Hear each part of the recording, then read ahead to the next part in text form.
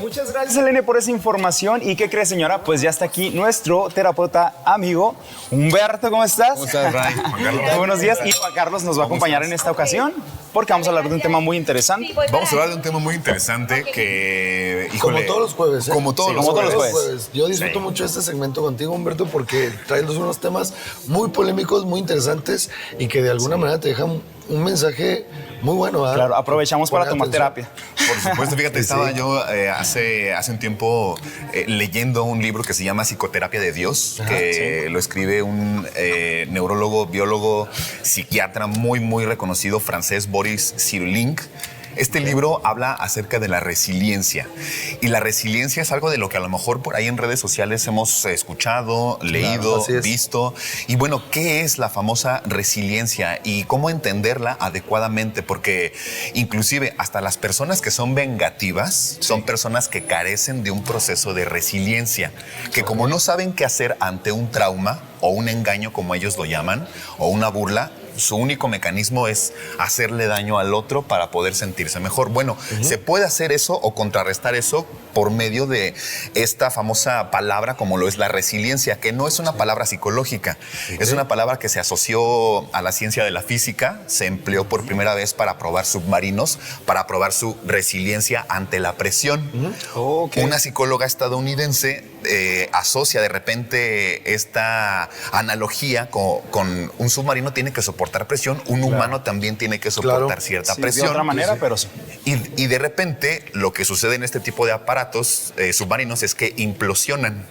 Sí. O sea, en lugar de explotar, implosionan. Claro, sí. Y lo mismo pasa con nosotros en nuestro interior.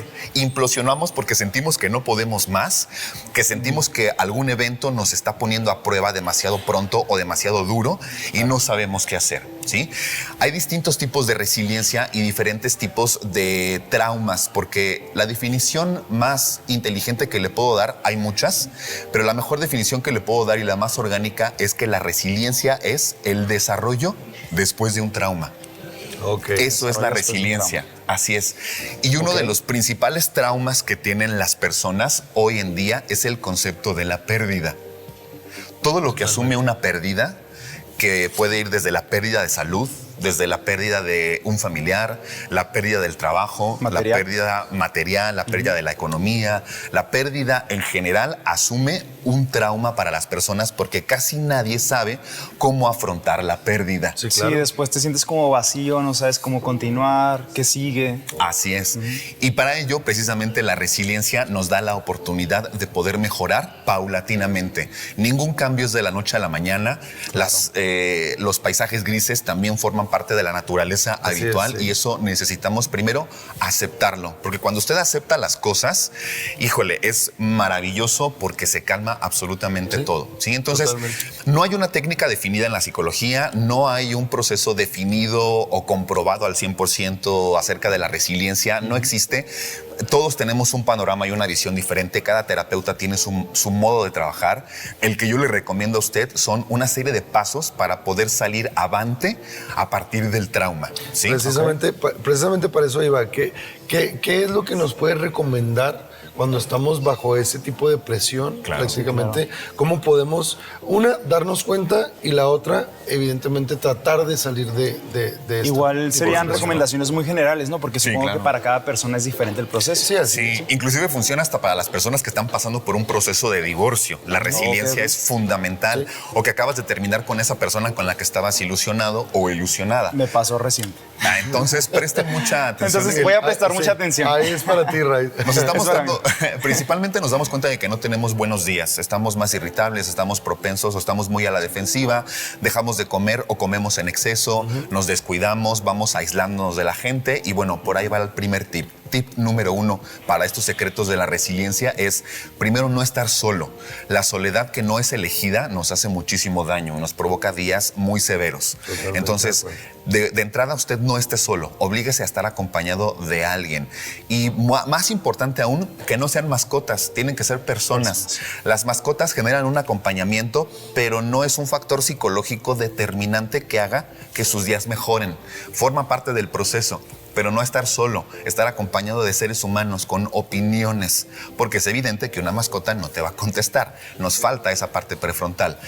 O siguiente, si usted es un familiar de alguien, también es muy importante que no deje y no abandone a una persona que está pasando por un proceso de duelo, por ejemplo, ¿no? Que sufrió una pérdida de algún familiar, de un ser querido. Número 2, póngase a leer. ¿Sí? Esto a lo mejor es un consejo muy habitual, muy de la cultura, muy de lo que sea, pero la lectura fomenta dos cosas maravillosas en la sangre y en el cerebro. Número 1, mejora el flujo sanguíneo.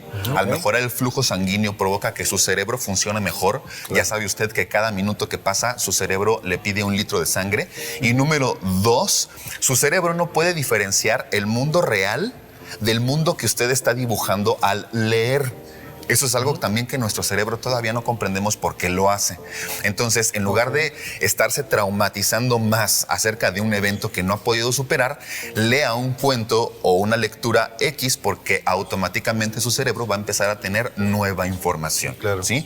Número 3. O sea, distracción prácticamente. Distracción, Sí. así es. Aunque, bueno, perdona que te interrumpa, pero es que sí me ha pasado con amigos, ¿no? Que de repente tienen rupturas y El pues primo se de un juntan. amigo. El primo de un amigo. Con el primo de un amigo. Sí, el primo de un amigo. De pronto tienen alguna ruptura y entonces empiezan a juntar mucho con su grupo de amigos y así pasan mucho tiempo saliendo, distrayéndose, divirtiendo, pero cuando ya no pueden juntarse, entonces ahí es cuando viene el bajón.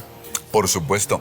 Y mira, qué bueno que tocas Pues es ese la tema, costumbre, ¿no? porque le digo yo, no esté usted solo, acompáñese de sus amigos o de sus seres queridos, pero también analice si sus amigos o sus seres queridos no son idiotas. Oye, Perdón por la ese palabra. Claro, ese es un muy buen punto. Buena porque, compañía, ¿no? Sí, imagínate que estás tan vulnerable Así prácticamente es. en ciertos Sí. temas y caes en las manos inadecuadas. Claro. Porque no falta, obviamente, igual, digo, por más que los queramos a los amigos, todo, Claro. pero de alguna manera no todos son como para de alguna manera estar apoyándote Por en ellos. supuesto. ¿no? Además también Por yo creo supuesto. que no somos superhéroes, ¿no? También tenemos un límite para poder ayudar a la gente. No creo que podamos totalmente cambiar su Y que esa gente forma de también pensar. quiera ayudarse. ¿no? Y Digo, que también quieran ayudarse, Por claro. supuesto. Y el tip número 3 es vaya a terapia. Vaya a terapia. No se puede solo. Siempre necesitamos ayuda. Canasta básica. Canasta prácticamente. básica. Terapia. Así es. Pues muy interesante, Humberto. Sí, muchas Nos gracias. encanta, me Al contrario. encanta obviamente igual este tipo de temas y obviamente da mucho más. Pero bueno, pues el tiempo es corto en televisión. Así es. Y tenemos que pasar del otro lado del estudio con nuestra compañera igual Marisol, que a ver qué nos tiene